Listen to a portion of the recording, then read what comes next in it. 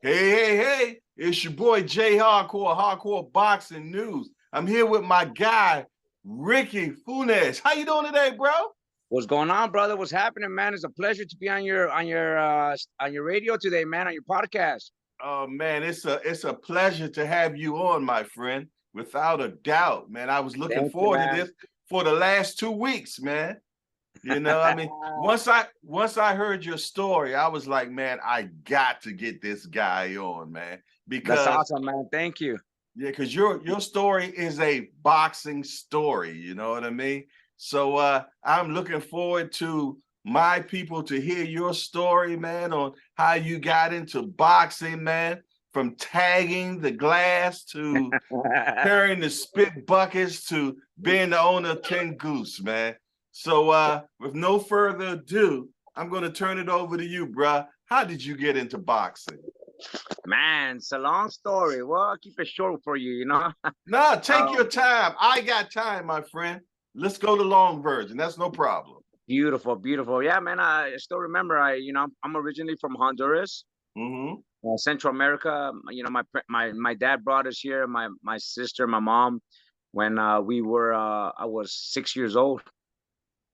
She brought us here to this city in Van Nuys, California, and went to school, junior high, elementary, junior high, high school. And that's where junior high is when I started meeting all the homies. Started getting involved in the gang banging life. And when I was 13 years old, I was one day cruising down the street with my homies, and I see this big gym. Well, it wasn't. I didn't know it was a gym at that time. Mm-hmm. With a big old glass, and from the inside you could see outside, but the outside just looked like a big old mirror.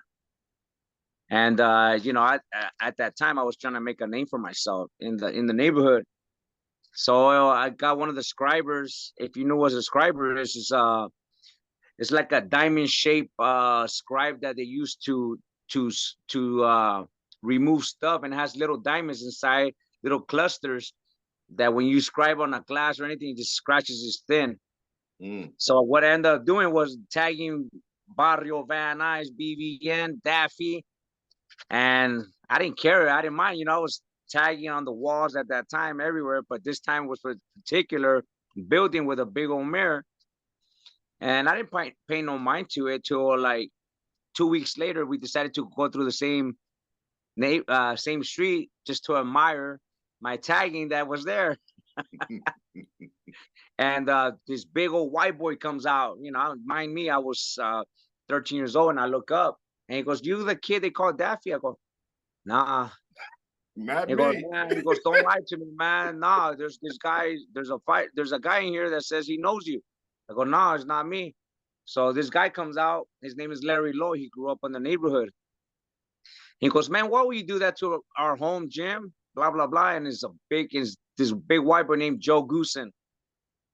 And I didn't know who the heck he was at that time. And watching the gym from the inside intrigued me. And 6 months later went by, and I decided to go back and pay him a visit. And he goes, "Oh, you're the little criminal that tagged on my gym?" I go, "I just want to see if I could be in the gym and work out." So he goes, "Yeah, all right." So I started cleaning the gym, and Joe Goosen got stuck with me ever since. Yeah. That's crazy, man. It's amazing how stuff happens, man, for sure. So All right. go Go ahead. ahead. It's an honor, to this day still be part of the family, the Goosen family. Joe's my partner to this day, and I love him like he's my father. He's been a father figure, and he's been my teacher, my mentor, and my coach in this boxing world.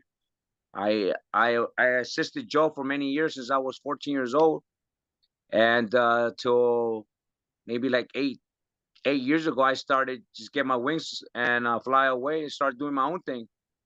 Which he's still there in the gym with me, but he's doing his thing. I do my thing. Yeah, okay. Well, it was a lot of other stuff that was totally in between that I heard about. Man, I heard about you being jumped, man, and some banging in between. You did some prison. Come on, man. We need it all, brother.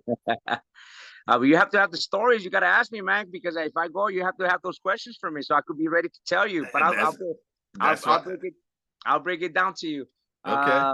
Moving forward, you know, I started traveling with Joe to Big Bear with Michael Nunn, Gabriel, and Rafael Relas.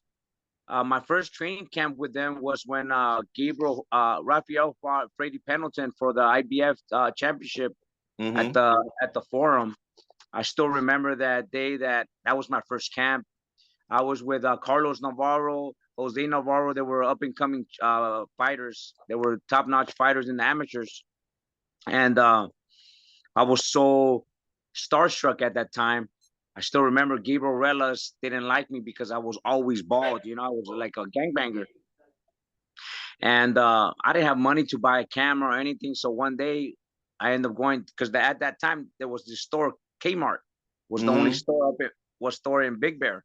It was a very secluded spot at that time in the early 90s. And I told one of the guys, Carlos, that I was going to steal a camera because I wanted to take pictures. But later on, he ended up snitching me out to Joe. He goes, Ricky, I just found out that you stole the camera. I go, fuck, you know. But at that time, I didn't have no respect for nobody. You know, my mentality was so different. I go, I don't give a shit, man. Fuck you and your camp. I'm leaving. Joe ended up kicking me out, you know, because his name was very, how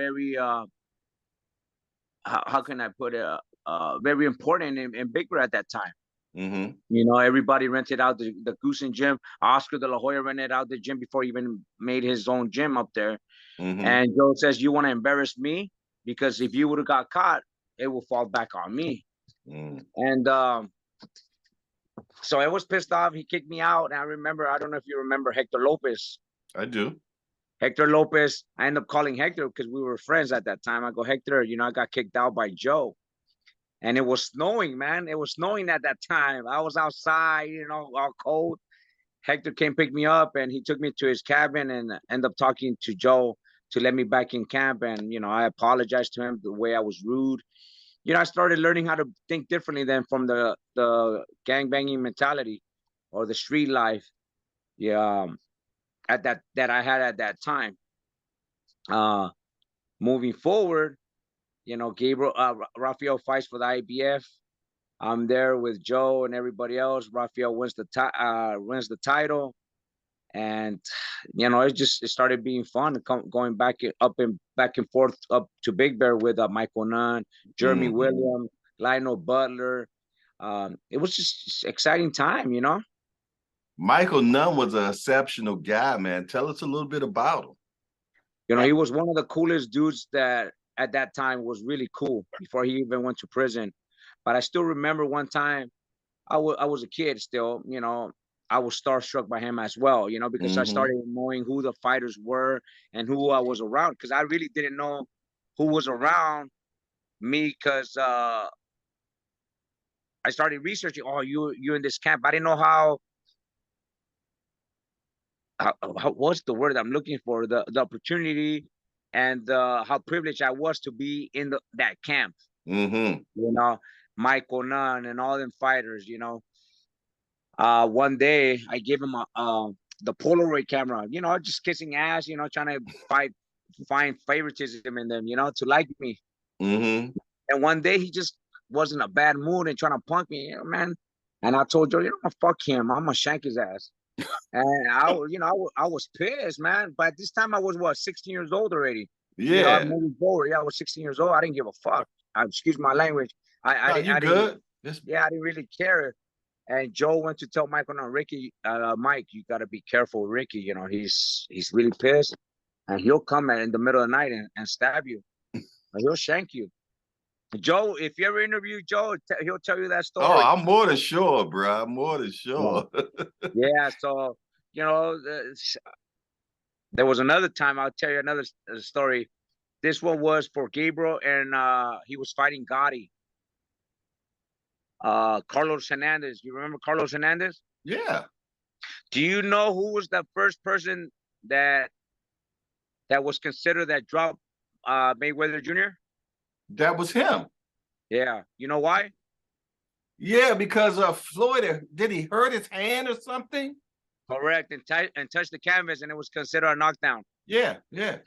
So Carlos Hernandez, actually, I just put up a picture of him like 2 days ago on my Instagram, a week ago on my Instagram, and Carlos was in a bad mood already as well. And you know, Joe has a superstitious thing that when he has to put on the right glove first. So I try to do that to Carlos Hernandez before he starts sparring with Gabriel. Mm, And he goes, no, put on the left. I go, no, I'm gonna put on the right because you know that's what Joe wants me to do. right. Oh, he got so pissy and everything. And I go, you know what? Just go tell Joe to put it on. So he got really pissed off and bothered that he turned the win. He went up to do a whole 360 and he headbutted me. Boom. Oh man. But my reflex at that time, I threw a right hand so fast that I cut him. Mm. And his reflex was so fast that he hit me on my chest with a right hand that my chest hurted for like 3 months, man. 3 months. Yeah, man, he hit me so hard. And he ended up leaving camp because he had a cut already. They didn't have no use for him. And years later, we became friends. And man, it was just great story to be up in Big Bird with those up and coming fighters and world class fighters that I was with. Wow. And how did you end up in prison? Well, there's my first time that I went to prison was in 1998. Okay. I was transporting marijuana, 1,000 pounds of marijuana, 500 pounds of marijuana coming from Puerto Pañasco, and Oh, this was in you was a big boy. I was trying to be a big boy. I was trying to be a big boy. You know, I worked for someone at that time, and prior to that, we had lost 30,000 pounds in a trailer. So we were trying to recoup and get our money back, and by bringing those pounds to make some money at that time, weed was the thing, Yeah. so I got caught in Rocky Point, which is next to Nogales by Arizona. I got caught, but normally prior to that I would be in and out of jail. I would get bailed out, or sometimes they'll release me on OR for petty stuff. Yeah. And in my mind at this time when I got busted, I figured, oh, they're gonna let me out. And the immigration guy, well, let me tell you the story how I got caught. It was so stupid of me. So the idea of me going to Mexico was to party with girls and all that, and to bring this shipment. And it was 3 cars. But in my mind, the person that I was working with goes, "Hey, mind your business. Don't not get in that car. Don't drive it." So we were there partying the whole weekend, and it's time to come back. And I go, I'm gonna drive that car. He goes, all right, cool, go ahead. And there was 2 girls and everything, and I'm going across, and I get to the border. You're a U.S. citizen. That's one thing I wasn't at that time. Mm-hmm. So I claimed that I was. He goes, okay, what are we doing in Mexico? Oh, we're just partying. He goes, your seat is kind of off. I go, what? Somebody snitched me out, man. Yeah. And that's how it always is. It's always a snitch. Oh yeah, they put me out. I was in the holding tank, and it took them about 2 hours to figure out what was in the car, and they took out everything. And I go, fuck. And back in the days, you see those videos. They put a table with the marijuana and all that. I go, fuck. It made me feel like I was a drug lord and shit. Yeah. And and I told, hey man, can I get bailed out? He goes, yeah, you could get bailed out on Monday when you see the judge. 1 week goes by, 2 weeks go by, but this was a whole different kind of jail, man. So they end up taking me to federal prison in Arizona called Eloy. And I spent almost 2.5 years there fighting my case. They were trying to deport me back to Honduras. They were trying to give me 27 years. Because 27 years for marijuana? Oh, but remember at that time, marijuana was big. It was really illegal in Arizona. Yeah, marijuana was illegal in Arizona. So I was fighting my case for almost 2 years, man. They're gonna try to deport me until I started pleading with people. Joe Goosen wrote a letter, Dan, rest in peace, other famous people that put him on the line for me, man, which made me start thinking differently. So I beat my case after 2 years. That was end of '96. I ended up getting in the middle of 1998. I started working a regular job at Infinity, Hmm. and I worked there for like about a year till so I started working with Joel Casamayor. Remember Casamayor? I do. El Cepillo. So I started working for Casamayor, and I ended up leaving a sick leave Mm-hmm. to Miami. And I told my boss, man, I don't feel good, and I'm leaving to Miami to work for one of his fights. And I loved Miami, man, and I stayed there for another 2 weeks. Ain't nothing like Miami, bro. Huh? Ain't nothing like Miami. Oh man. I ended up staying there another 2 weeks after the fight, enjoying life, and I ended up getting fired from Infinity. and I'm glad it worked out like that because I ended up going back to the gym and started working for Joe. Mm-hmm. And just everything just changed my life. I started working for them more deeply, working with fighters, working for a lot of celebrities, and trying to learn from Joe, which Nice. was great. Yeah, and then years later, where you're talking about, I know the part you were trying to get to, of where I went to prison again. With this one, I was going to do 13 years actually. Yeah. So I was in the gym with these guys that used to work out at my gym, Mm-hmm. and one of them didn't have money to pay for the gym membership. So at that time, we had an agreement that they would help clean the gym. And to one day, I don't know where they snapped and just say, "Hey, we're not gonna clean the gym no more." And I go, "Well, yeah, and then you have to pay." He goes, "No, we're not gonna pay." And excuse my language, he goes, "Man, we're not no nigger slaves." Blah blah blah. What? I go, "Man, I got more black friends than you do. Why would you Yeah, consider that that's I clean crazy. the gym? My nephew's a pro fighter. He's cleaning the gym as well. So what is wrong?" So I started seeing one ganging up and another one getting close to me, and the dad and the brother. Let me tell you something, man. I ran to my car because if you ever been to my gym is not far, but right behind the gym, we parked. I Mm-hmm. went back and I got my pistol.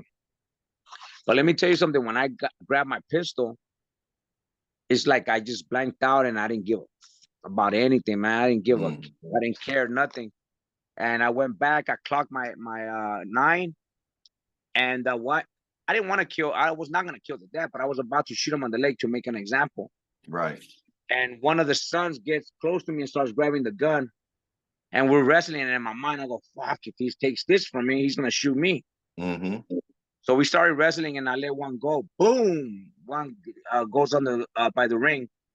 And when I pulled that trigger, it's like I snapped out. And I go, what the fuck? What did I just do, man? Wow, stupid. What's wrong? What I do? So I went to apologize to talk to the dad because he's calling. I want to go, hey, man, don't call the cops, man. I'm going to go to jail, blah, blah. I apologize. I'll put the gun away. Let's just go. You and I handle this in the back, one-on-one. He goes, Mm-hmm. no, man, you try to kill me and my kids, blah, blah, blah. And let me tell you this guy already spent 10 years in prison. You know what I mean? So in my mind, he became a snitch. Yeah, I'm surprised he was going to deal with it with the police. Oh, yeah, he called the cops, everything. And it was just, it was a whole big drama. So I called my lawyer, which Joe Goosen's brother his name is Mike Goosen. He passed away. He was my Mm-hmm. lawyer. And I called him. I go, hey, Mike, this situation happened in the gym. What's going to happen? He goes, look, Ricky, there's nothing we could do till you get arrested. So I end up coming home, because I have stuff in my house.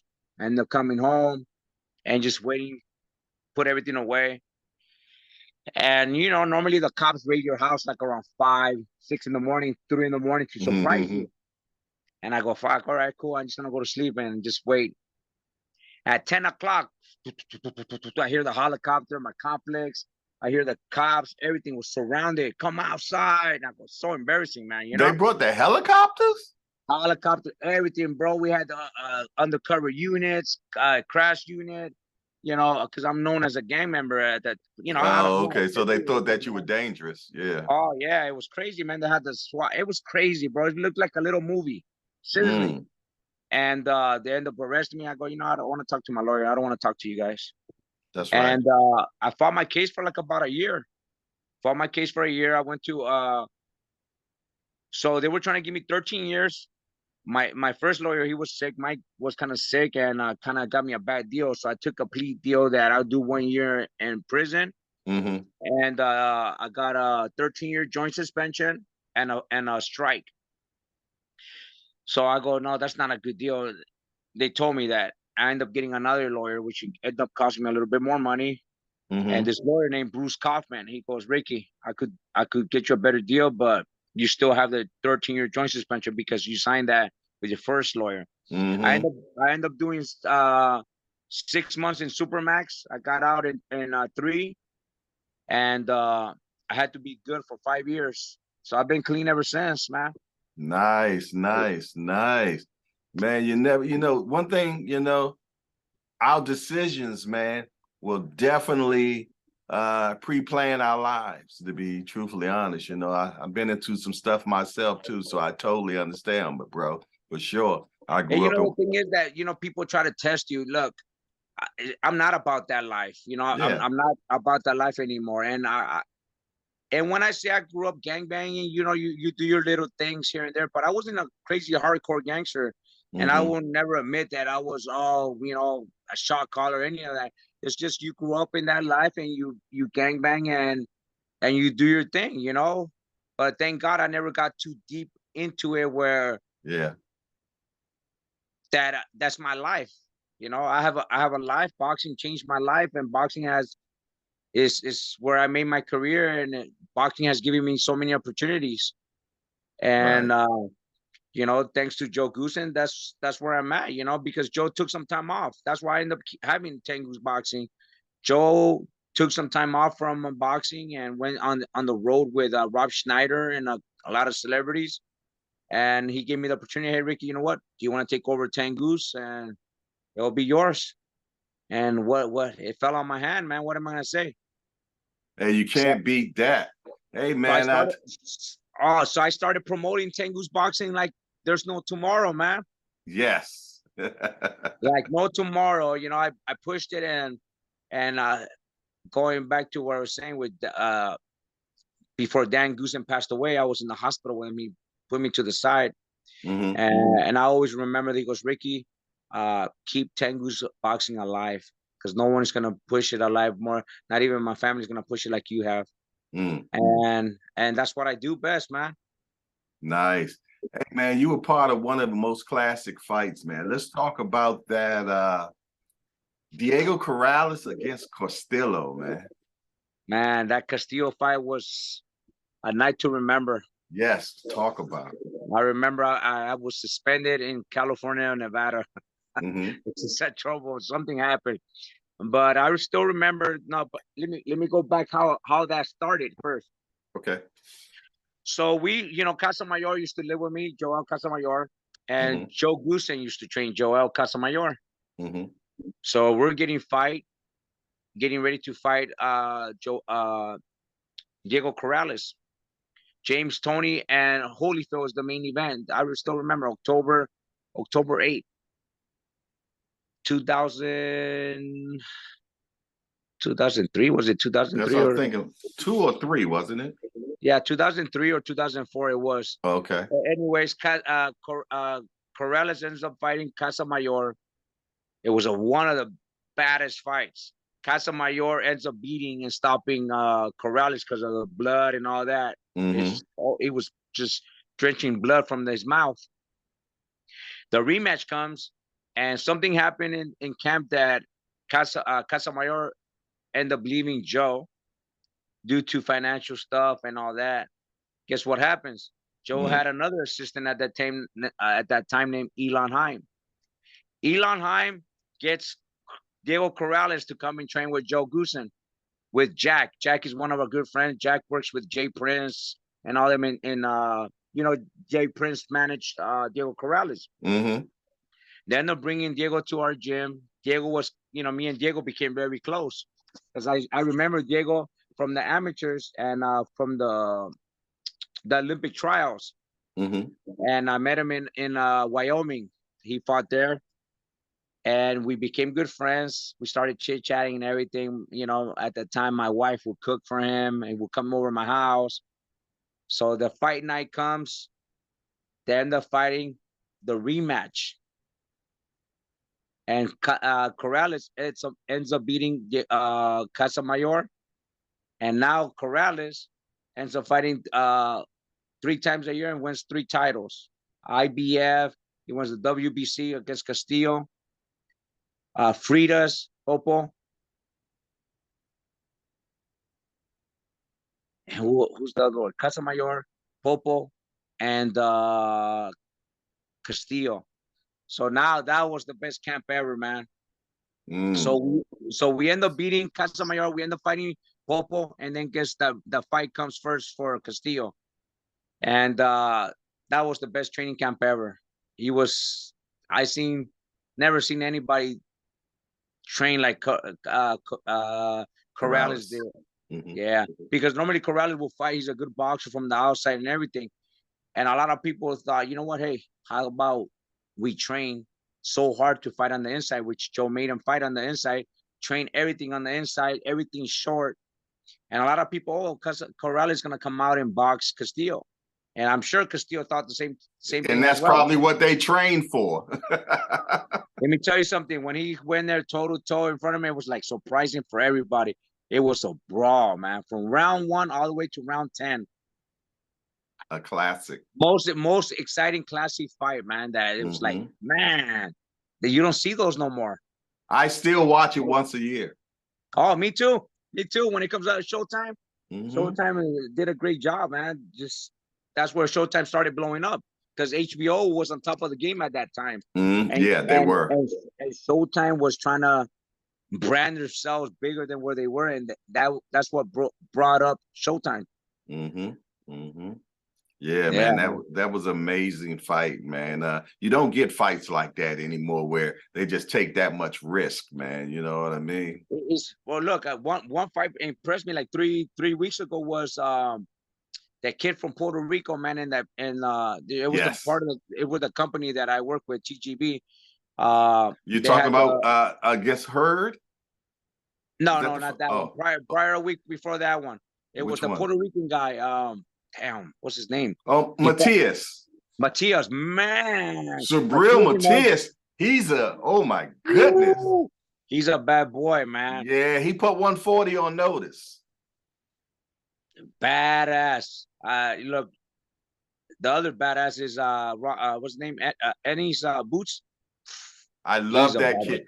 Hey, I go to that gym once every 2 weeks just to watch the sparring. The sparring there is better than fights I see on TV because I'm an hour and a half away from them. Really? So I'm at that gym all the time, man. Man, he's a bad boy, man. I don't think nobody out there could beat him. He's dangerous. Yo, and he not even at his man strength yet, man. At his peak. He's not at his peak yet. No.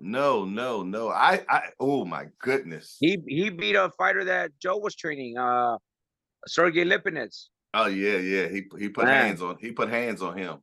Oh, he put hands. I think that's Lipinets' last fight, I think. Yeah, Boots is no joke, man. That's why I don't think he's gonna be able to get a chance to fight Spence or Crawford, to be truthfully honest. You know, unless the guys are fighters nowadays don't fight like they used to back in the days when I still remember. Look, Oscar, if you look at Oscar, Floyd, or Gabriel Rafael's record, you'll see that they would fight once a month, twice a month, or once every other month, and that was boxing back then. It's just so hard for these fighters. These fighters want to fight once a year now. You know, it's tough. Yeah, you know what? They try to do the Floyd Mayweather blueprint, but they left out some parts. Because for one, Floyd didn't really turn down no fights, man. And he was calling everybody out during their prime. Everybody. Yeah, during their prime. But they wouldn't fight them in their prime. They'll wait to they're in the twilight of their career, and then they would fight Floyd. You know what I mean? Floyd was calling. But it could go either way. Look, people say Canelo. Well, Canelo was not in his prime. Okay, let's just say that. Chicanito, when he fought Chicanito wasn't his prime. He wasn't over. He was a world champion. You know, Shane Mosley wasn't over his. You know. Yeah, but he was calling Shane out And Shane, I remember the classic thing Shane said. Floyd was in the ring and they asked Mosley, is he going to fight Floyd? And Mosley said, you know, I got a toothache right now. I don't have time to be asking that question. Look, the only loss that I know that Floyd really had, and he got robbed, was Castillo. I mean, Castillo won. The first Castillo, yeah. The first Castillo. But then the second time he came and put him a clinic. Yeah, but Floyd was injured on that first Castillo. A lot of people didn't know. He had a shoulder injury. But he will never mention that because it sounds like an excuse. Exactly. But he came back and did what he's supposed to do. As usual. Who else? Look, it's like anybody. You want to build a world-class fighter, and I think Floyd is the best, be honest with you. Me too. To me, he was one of the best because he fought a lot of people. He fought a lot of world champions that had belts. He beat 23 champions. And look, you're supposed to do that if you're the best. I thought Canelo was going to give him more problems than he did. He didn't give Floyd no problems. Well, look, at all. He walked. I was worried a little bit on that fight. I'm gonna be honest. But like I tell people, I was there. You know what happened. You know what happened that night? What? Canelo got his junior graduation. He got his high school diploma and his PhD. GED,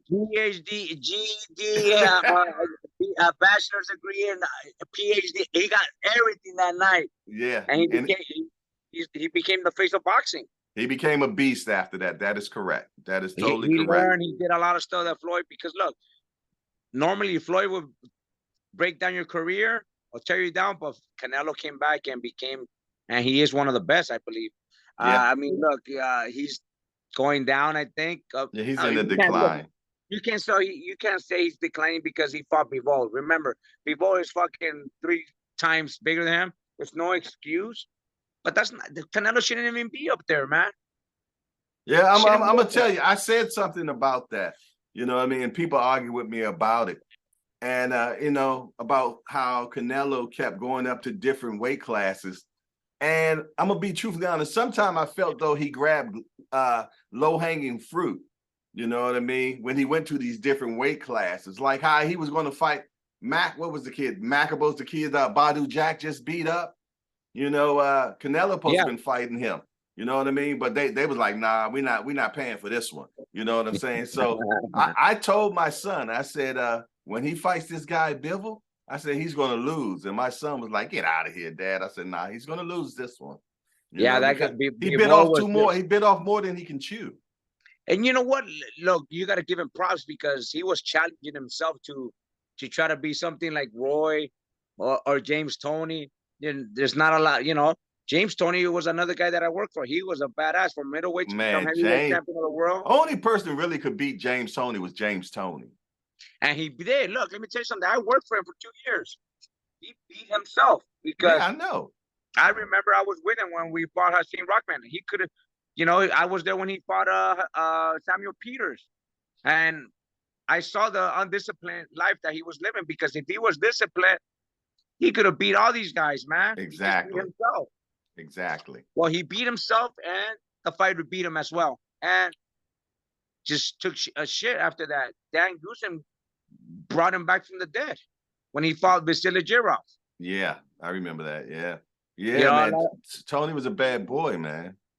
You know, so going back to Canelo, I think he was trying to prove a point, like trying to be something, not try to be something. He was trying to accomplish what James Toney did and what Roy Jones Jr. did, becoming middleweights, you know, going up to a different weight classes little by little. But he met his match with Bivol, and Bivol just schooled him. True that. Yeah. Well, you know, you got that Plant plus Benavidez next week. And the winner. Are you gonna be there? No, I'm not going to be able to make that one. But the winner supposed to get Canelo. That's going to be a good fight. Yeah. I can't wait for this fight. That's going to be a very, very challenging, tough fight. Look, I like Plant, and I'm rooting for Benavidez. May the best man win, man. That's going to be a tough fight. What about Garcia and Tank? Who you got on that one? I'm going with Tank on that one. I feel, though, that Tank's the more of a complete fighter. But I'm gonna tell you something that Goosen said that bothers me a little bit. He said that Ryan Garcia is a very fast learner and he's real intelligent. He said he's one of the most intelligent boxers he's ever dealt with.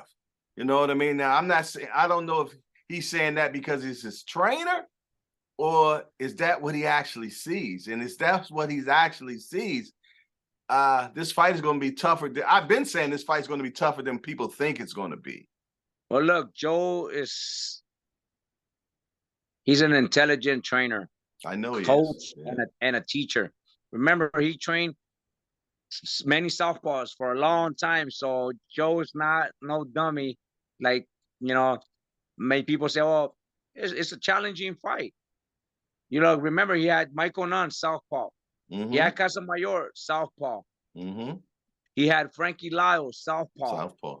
Yeah. Joe's could read and know how what stuff. He's a student of boxing. Yeah, I know that for 100%. I love him as a trainer for sure. But remember, Joe ain't fighting. That's the difference, That's the big difference right there. I was at the press conference in New York, man, and I run a little bit with the Calvin and them when it comes Calvin's to the best, man. Calvin's the best. Man, he's a great guy. He's a great guy. They used to come and use my gym before the Ryan Garcia fight. Now they're at Break House. I never had no problem, man. I saw Calvin at the press conference here in LA. We hugged it out and everything. Yeah. Cool people, man. Even Tank. That's my guy. My son, he boxes there. So oh, really? Yeah, in Baltimore. So where are you in Baltimore? Yeah, well, I'm 30 minutes past Baltimore. Okay. Well, what city are you in? I'm in what they call Abingdon, Maryland. Okay. If you ever heard of Bel Air or anything like that, I'm around that way. Yeah. Okay. Yeah. So yeah, man, Calvin's a great guy, man. And what you see is what you get. Calvin is who he is. And he loves his amateurs just as much as he loves his pros. I can see that passion. I can see the passion that he has. And that's the difference between Joe Goosen and Calvin. The way I see it from the point of sight, the coaches could be different, and they're gonna do their homework and everything. I love Calvin and I love Joe Goosen. I just, Joe has made a lot of world-class fighters. He just now has worked with one fighter. I'm sure Calvin has worked with many world-class fighters as well. But my record seeing Joe from making Michael Nunn a world-class champion, Gabriel and Rafael Arelas, the two brothers, from working with Shane Mosley, Diego Corrales, Casamayor, and the list goes on. Joe sees something that probably the people are really sleeping on, that he's not going to tell all his details. Yeah, I know. And that's what's making me worried. Because if Joe sees something, I know there's something there. And that's what I said to you in the beginning. It scares me because Joe sees something. And I know he's a smart guy. Well, look, when fight night, when that bell rings, it's going to be on. I'm going to be rooting for Ryan because he's in my gym. And I used to train Ryan when he was 16 years old. Okay. He stayed here at my house as well. And then Joe ended up taking over and doing his thing with Ryan. Tank, let me tell you something. Tank is a beast, man. That guy. Complete fighter. He's a complete fighter. You could be beating him up 1, 2, 3, 4 rounds. I took the fight that he was on a knockout rolling before 6 rounds. And, whew, man, I won a lot of money on that night. Man, I go, fuck, he's gonna go to 7. Had you sweating bullets though, didn't he? Oh man, I was the happiest guy ever, bro. Cause I took the under, and he showed me a lot. He beat a lot of badass fighters, Barrios, Santa Cruz. Doesn't matter. He was getting beaten. Because Tank is taking information in those first rounds. Just like how Crawford does. He downloads information. He watches you real good, and he waits for you to make a mistake. And when you make that mistake, bang. If you think Joe's intelligent, Tank is an intelligent fighter. He'll read you and he'll study you. He'll let you get comfortable, and then he starts putting pressure on you. Yes, 100%, 100%. Oh yeah, So we got a good one coming up, my friend. that's gonna Yes, be a indeed. good one. These two fights are coming out. Gonna be really good. April 8th, we have a Pandora as well at Gonzalez, right? Versus Gonzalez. Yeah, I love Fundora, Yeah, man. yeah. I'm gonna Pandora. tell you the fight I want to see. I want to see Fundora against Jamel Charlo. I don't think he's ready for Charlo yet, I man. don't think Charlo, so either, but he's gonna have to get ready because I think they're gonna push him in. oh yeah, but Charlo's a bad boy, man. I work with him as well. He's a bad boy. Yeah. And a lot of people don't realize that Charlo started out as a boxer. You know what I mean? Derek made him a puncher. You know what I mean? So now he's a puncher boxer. You know, so that's the He's worst just type like, of person to be in the ring with. he impressed me when what he did to Castaño, man. Woo. I was there. I go, what the fuck? How do you knock him out like that? Yeah, yeah. And I'm gonna tell you, man. Derek James is a bad trainer, man. I mean, that's a. I mean, when I say bad, you know what I mean. Badass. You know what I'm saying. Yeah. You know. And now he got Joshua, man. So you know, and Man, look, and I'm you a think wild, and you I'm a think he's gonna Wilder do guy. something? So I really didn't want Joshua to go to Derek, man. Do you think by being with him it's gonna make a change on Joshua? Not in the beginning. Yeah. Yeah, it It's takes like too long. you can't look like he went with Robert, right? Yeah. And his other trainer. I was up there in London when that happened because I had my fighter Hamza Shiraz fighting that night, and I was there. But I don't think you could adapt to a trainer the first Yeah, time. he's You gonna have to need at be there least like 3 to 3 or 4 4 times. fights. Yeah. But you know what? You're fighting for millions and millions of dollars. So these guys can't have no time to lose and try to. It's gonna be sucks from experimenting from one trainer to another. I wanted to get my hands on Joshua. Nice.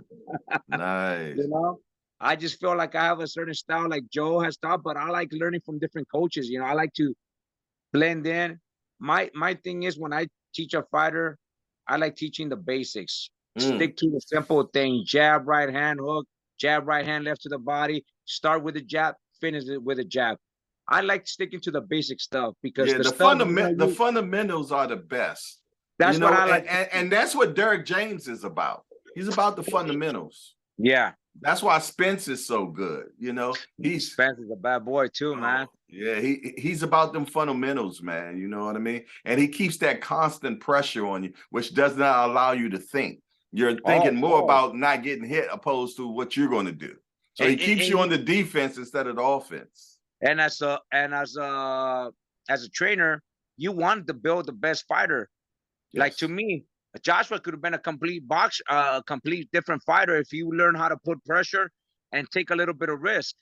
You know, because when you go in there thinking, oh, what about if he hits me? Because that's the way it looked like when he fought Reese for the second time. He beat him, but Reese messed up too, man, because Reese is a bad boy, man. I think Reese could have beat him the second time. He just, you know, when you make so much money, sometimes money changes you, man. You go from rice or pollos to filet mignon, you know what I mean? Oh, fuck yeah. You fucking eating the street tacos, fucking eating at home, and now you want to be going out to fucking Lawry's or fucking Mastro's, you know? Yeah, just like with Mike Tyson fought Buster Douglas. And then Buster Douglas came back to fight Holyfield, and he looked horrible. He beat the crap out of him. You can see the fat just bulging out of his robe. Remember? It happens in boxing, man. It happens to the best.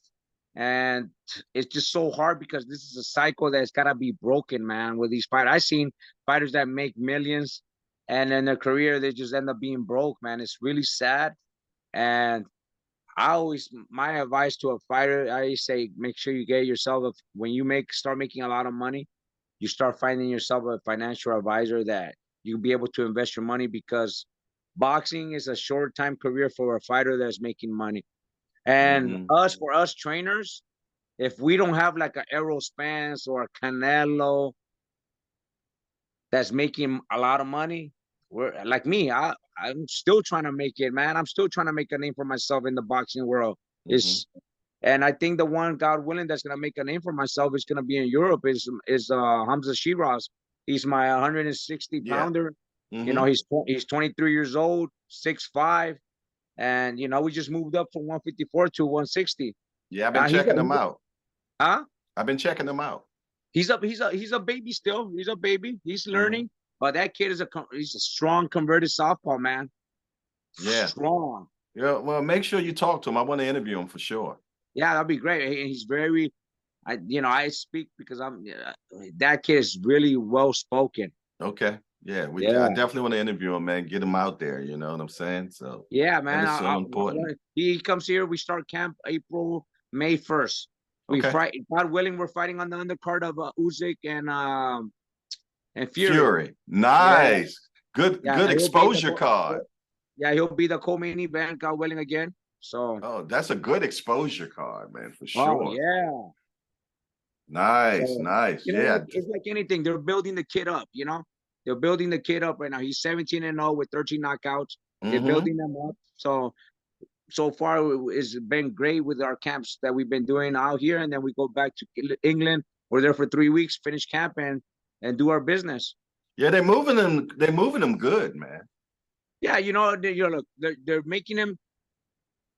He's fighting guys at his level that he's supposed to be. Exactly, like, and that's the key right there. You said the key, at his level. At his level, you cannot, like, people say, well, when is he gonna fight a real fight? Well, he's not ready. I'm always gonna be honest with my fight. You're not ready. They wanted him to fight Johnny Beck. I go, bro, you're not ready for Johnny Beck right now. Exactly. And then the fighter think he is. The fighter always thinks they are. Well, yeah, of course. Yeah, they're supposed to. I always tell them, the managers too. I go, look, he's not ready. He's not ready for that because they're gonna use him as a stepping stone. Exactly. He might think he is, but he's not ready for Jenna Beck right now. And we're supposed to fight Bentley, who fought Jenna Beck. They're giving us hopefully to fight him at the end of the year or next year. Yeah, that Jenna Beck a bad boy, man. Oh yeah, we sparred him. It wasn't easy for Jenna Beck. It was good. Yeah. Yeah, we sparred him, and Hamza. He's barely be getting his man strength, man. He's not even there yet, but he has some power on both hands. Yeah. So yeah, move him correctly, man. You know what I mean? Yeah. Don't some people, man, it's all about the money, and they end up messing these kids' careers up, man. You can't try to rush him. I still remember Fernando Vargas, and Fernando Vargas was a hot commodity at that time. He was, coming up and coming, became world champion, the youngest middleweight champion to become, and they moved him too fast to fight. They did. To fight Oscar. By the age of 27, his career was over. Yeah, he did have a short career, man. Yeah, and that's what I tell my guys. I go, hey, listen, and let me tell you something real quick. A lot of fighters' career end real fast. And let me ask you this: you've been in the business for how long? I've been dealing with boxing, man. I've been in it all my life. I started watching boxing at 8, man. Wow, really? I'm 54. My first fight was Muhammad Ali against Ken Norton 3. Really? That was my first fight I watched. Let me ask you this, and a lot of people might have a different answer, but what do you think that ends a fighter's career real fast? Where and how? Well, 2 things. Being mismatched. 2, the promotional company, man, is not a good company, and they're taking all your money from you, where you feel like you're just working for free, and they get really upset about the whole thing, man, and they just end up walking away from it. Fair. I have one only thing that ends a fighter's career fast. Lay it on me. It's in sparring. Yeah, that's true. You gotta remember, in sparring is like, when I heard you say earlier about Ines and the fight. Yeah, the fights are better than the sparring is better than the fight sometimes, and that's the problem sometimes. That you sparring there, you give it your all 8-10 rounds more than a fight, but by the time you come to fight, you ain't got nothing. It starts deteriorating, and your body, your career ends faster in the gym than in the fight. Just like the kid recently with the kid Michael Williams, supposed to have been fighting Adrian Broner, and he's a week before the fight happened, and he gets his jaw broken in sparring. For one, they shouldn't have been sparring hard at that point, to be truthfully honest. How long? It was a week before the fight. Yeah. See, I sparred my fighter a week. I stopped sparring on Thursday before the week of the fight, but I have like 140 pounders spar with him. That my fighter's not gonna hurt him, and that guy's not gonna hurt my fighter. Exactly, and that's what I'm Why do talking I do about. that? Why do I do that? It's like I learned this from Joe Goosen. What do baseball players do before they start a game? They practice. They warm up. Practice, yeah.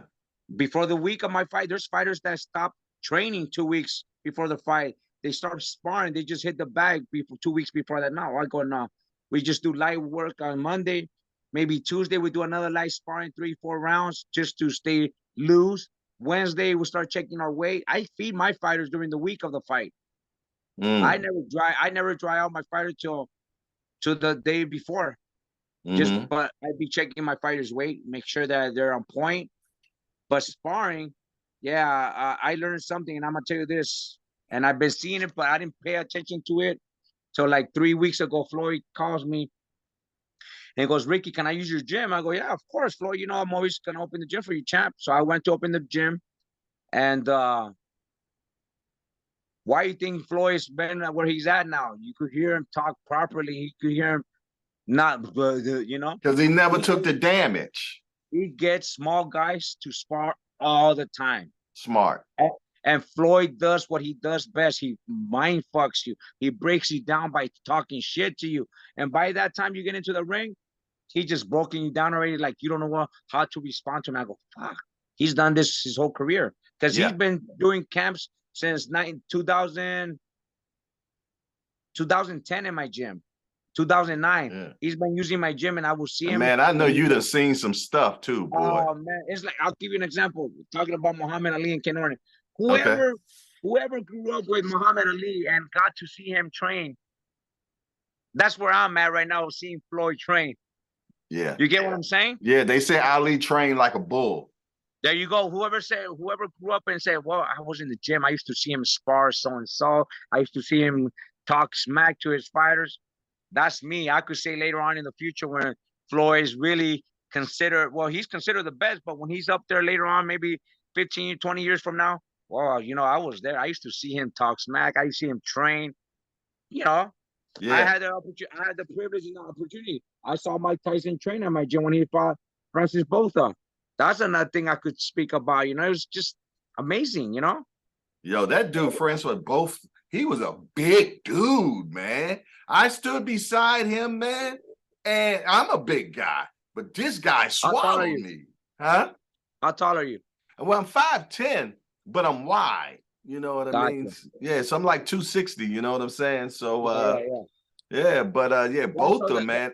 I stood beside Botha, man, in Delaware, man, and that guy was huge. Oh, man.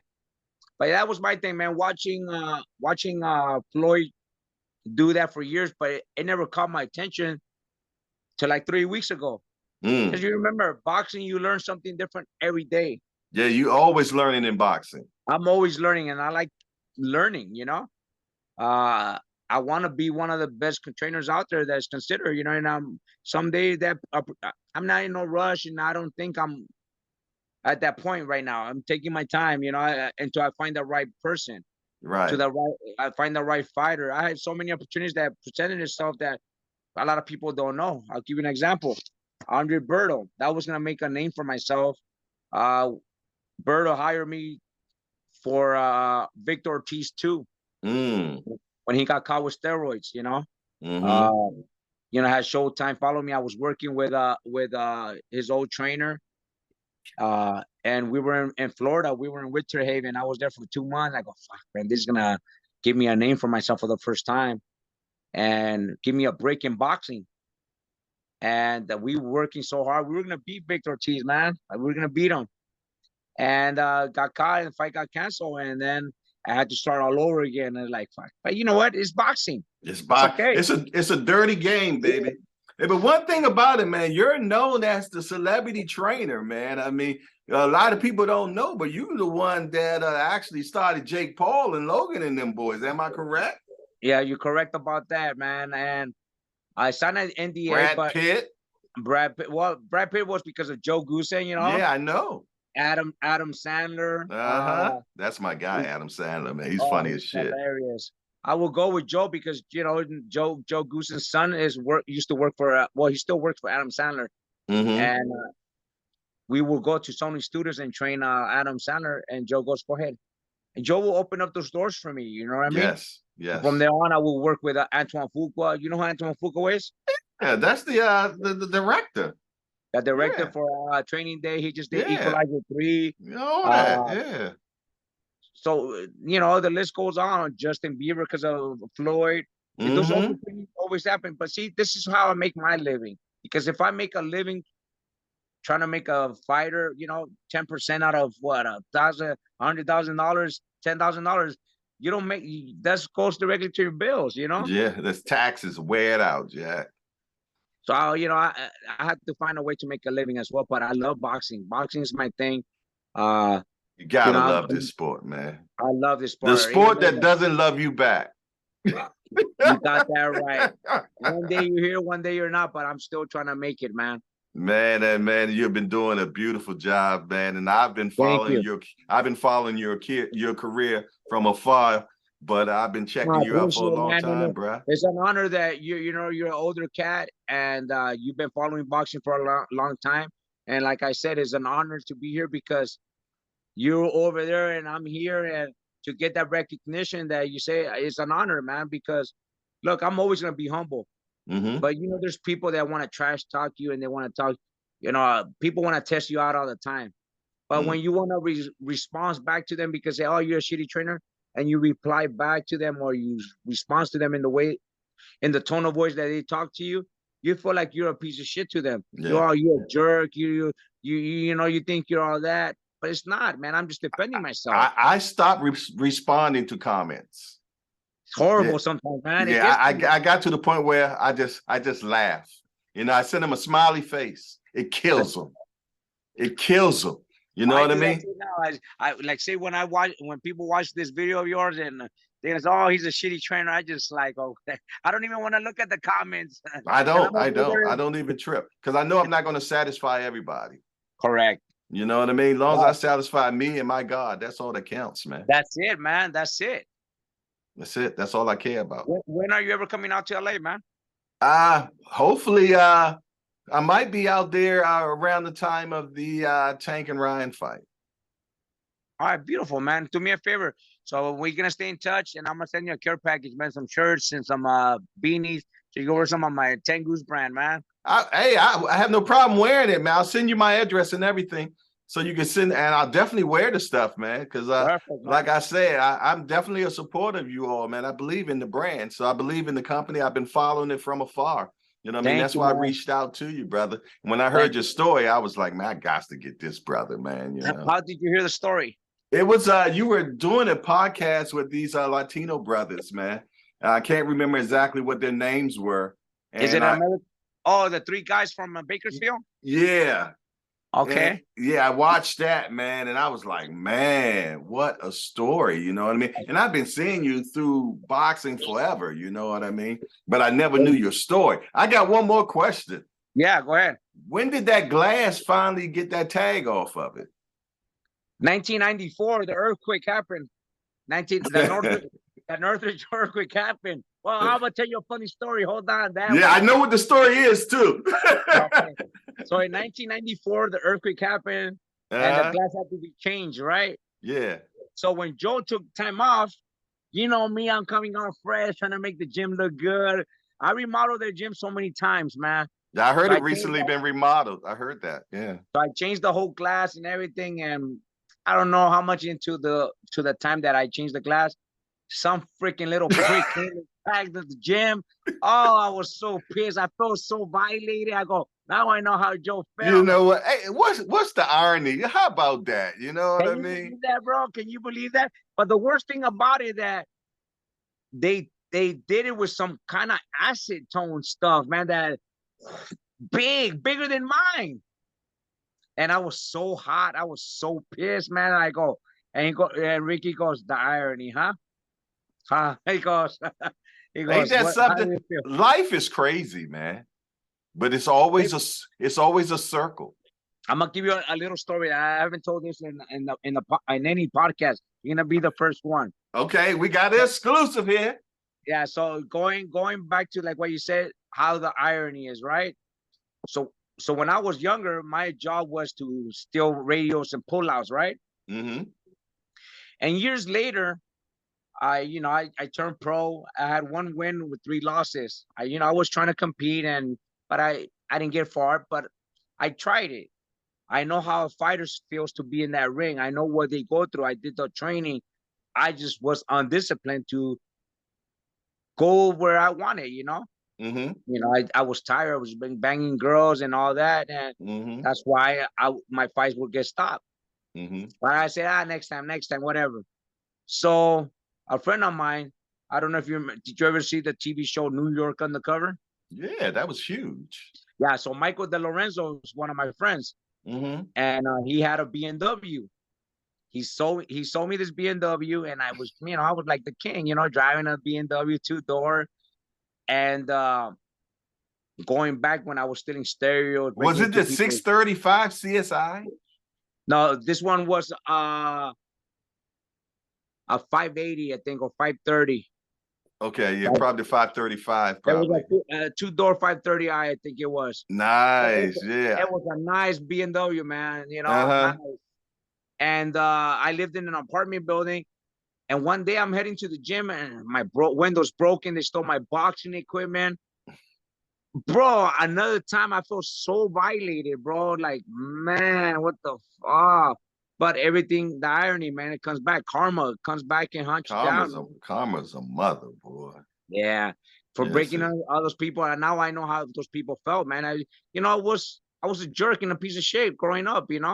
I was a. You would consider me a jerk. But I mature a lot in this boxing that changed my life. Hanging around with Joe and different successful people, that my mentality started saying, I want to be successful. Yeah, you started evolving. Yeah, because remember, look how you are, how you having me in your show, right? Mm-hmm.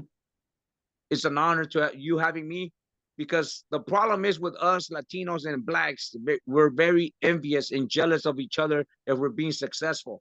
Like Mm-hmm. you're doing your podcast. I'm sure you have a lot of haters that he don't know what he's talking about, blah blah. Ricky's a shit ass trainer. It gets to people's head sometimes, like, fuck, Mm-hmm. man, am I a shitty trainer? And I sometimes say, you know what, you're right. I haven't made a world champion, but I will. And not only that, I work with many world-class champions that Joe has put me in there, and I put in the work with them when they became world champions. So I could consider I'm half a good world-class trainer, but I'm waiting for the opportunity to present Just keep itself. on working, man, and that's what That's it's it. all about, man. You know what I mean? It stops happening when you give up. Oh yeah. Yeah. So Oh, as long as we keep doing it until we die, and eventually it happens if it's and I God's love it. will. And that's how much I love this sport, man. I mean, look, I love God more than anything else, but God has blessed me to be and have the opportunities in the sport of boxing. Yes. And he's opening those doors little by little here and there. I'm involved with it, involved boxing deeply, and I'm still learning. I love learning from other coaches, from Calvin, from Barry Hunter. Barry's my guy. Yeah, Barry's gym is about an hour from me. Really? So I'm born and raised Washington, D.C. Oh, really? That Barry's and I were in the same team combat league. It's a boxing league that they just started. Oh, really?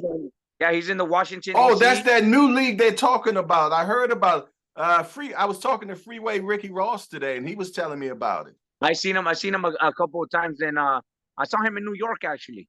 Mm-hmm. No, sorry, in Atlanta. I saw him in Atlanta.